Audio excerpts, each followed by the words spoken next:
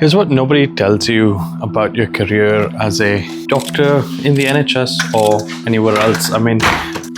You think you probably got into this for making an impact, for really making a difference to healthcare, the way things run, and for solving the kind of challenges you probably saw growing up and your family faced.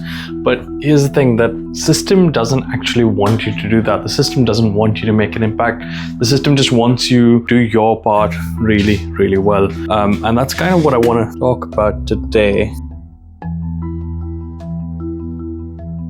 So yeah, you probably have a lot of skills and a lot of interest. You probably listen to podcasts across the globe and you've got a lot of skills, but you're worried that your ideas aren't getting traction.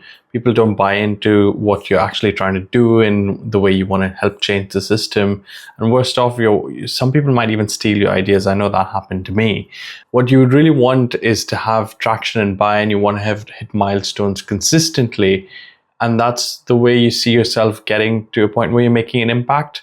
But here's what I think goes wrong. So the way I want to talk about this and the way I want to do this is by putting it into a grid. So if you imagine a grid of an X and Y axis. So if you've got impact on the long axis and you've got effort on the Y axis, or the X axis, I think I got my axis wrong, but vertical's impact and horizontal's effort, right? What often happens, and you might see a lot of your colleagues and get super frustrated by, if you're anything like me, what often happens, you put in a little bit of effort and you get a little bit of an impact, not much of an impact, and you kind of just get by in your job. You just get by and do what's expected of you in your little role, but you're not making a big difference, you're not making a big impact. You can suddenly say, I'm not here to be mediocre, and so you put in more effort, but unfortunately that doesn't always translate into an impact. And what ends up happening is that you become a bit of a workhorse. So you think that you're doing something really, really worthwhile, and you're like taking up some projects and you're doing things that help other people, but you're not really making bigger impact. It's not the best utilization of your time, and you end up working, but you don't actually translate that into a lot of effort. So what do we do next? We don't realize that this is happening, and we start to feel like, oh, this is going to translate into something in the long run. And so we put in even more effort. We do those extra courses, we read those books, we do those programs, and we take those posts. And that's how we end up taking on a lot more responsibility. And finally, we do start to see a bit more impact. We're putting a lot of effort and we're starting to make impact. And that's a difficult zone to be in, because that's where burnout happens. That's not where you want to be. And that's a really dangerous space. So you got to be aware of the space where burnout can happen. It's not sustainable. It's not something you can do in the long run. And where you want to be is a place where you've got lesser but sustainable effort, and that leads to a lot of impact. And I like to call that the little green quadrant of being an impactful clinician. This is an interesting space to be in, because how do you translate your efforts into impact, and how do you even measure impact? What's the difference in the world that you're trying to make? It's more than just the money that you're going to get out of it. It's more than just the change that you create on a short scale. It's about the sustainability behind it. It's about the legacy you're going to leave behind in the long run. So if I look back at my journey to the NHS, like the first few weeks to at least 6 to 8 months are all about like really figuring out what the job is about, learning what it is that you need to get done. And then we often get into this cycle of moving job to job, specialty to specialty, have exams, have interactions, have ARCPs, lots of things to live up to. And getting by takes a lot of effort. There then comes a time when your day-to-day gets more repetitive, gets a bit more mundane. You're still learning, but you're not having to use as much energy and effort. And that's when you can kind of say, oh, I'm going to do this project, I'm going to lead a workshop, or I'm going to organize an event. And you get by, and then before we realize it, you're suddenly president of whatever club and like secretary of whatever society. And you've got all of this responsibility at hand, because that's what we're traditionally taught. We're taught that you go up the ladder, all of these things on your CV make a difference. You present your paper at an international conference, and maybe, you are the regional lead for X, Y, and Z issue. And so you're participating on various boards and management positions and MDT discussions. But the question to ask is, so what? Like, what happens at the end of that, right? And that's the impact piece. So what are the changes that you're making? That's the impact. And then you get to be selective about it. So you get to realize, okay, I made some impact in the world. Which bit of that came easy to me and which one of that is not so easy for me? Where are the places where I can get the maximum impact with the least effort? And a simpler version of all of that for me was, how do I do more of what I like and less of what I don't like? Because I like to make an impact and I like to do things that come easy to me. Well, arguably maybe not, but things that I like. How do I do more of that? How do I do less of the other thing? One of the other frameworks that really helped me understand where my career was heading, what I was looking for if I was going to leave medicine and go somewhere else, is what I call the zone of impact. Let me draw this out for you. So the zone of impact is essentially where you want to be when it comes to having a successful career, a place where you're making a difference.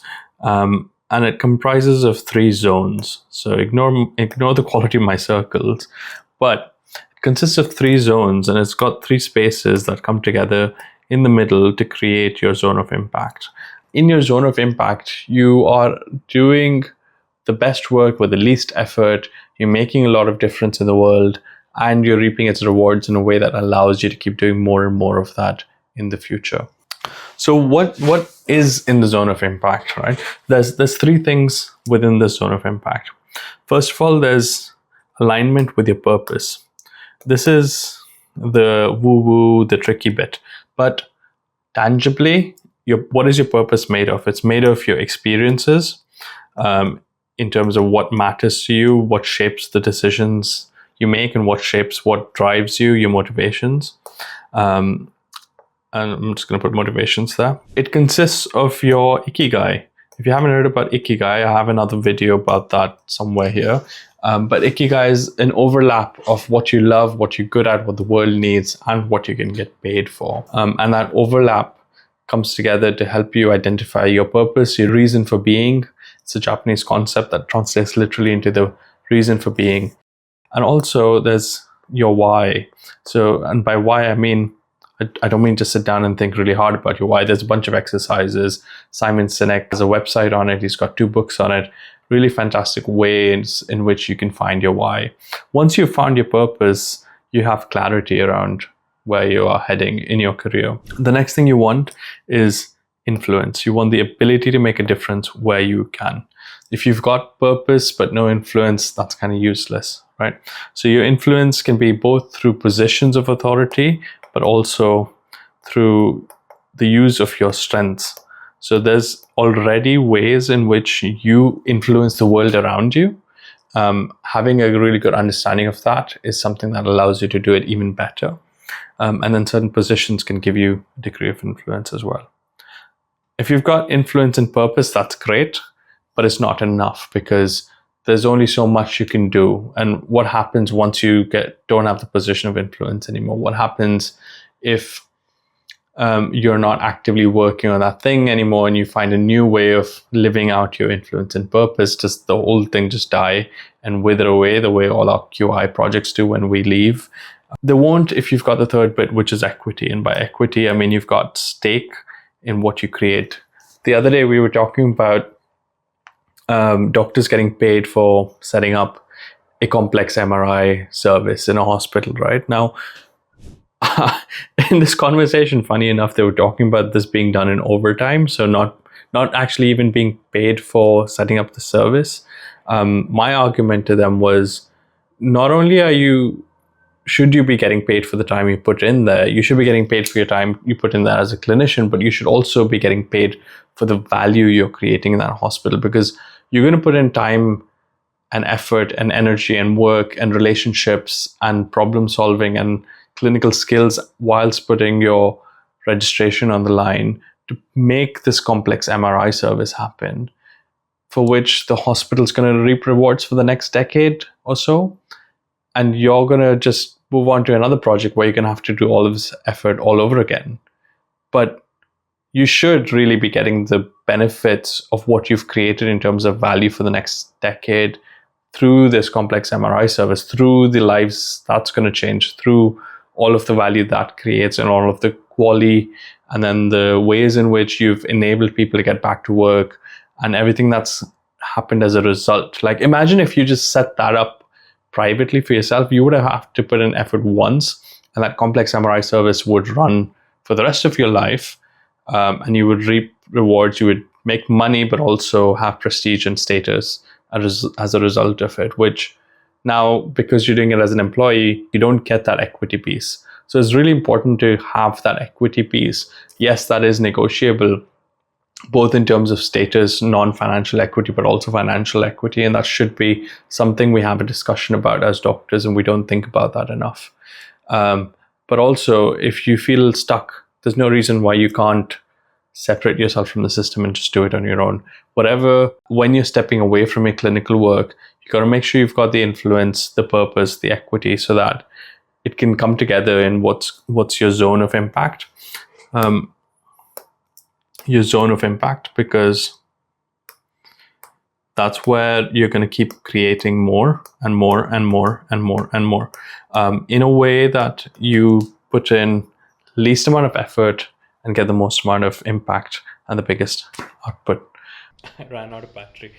Quick message to say that I've left a quiz in the description below. Check it out. It's for people who are clinicians, wanting to become founders. And if you enjoyed this video, you're going to enjoy the next one.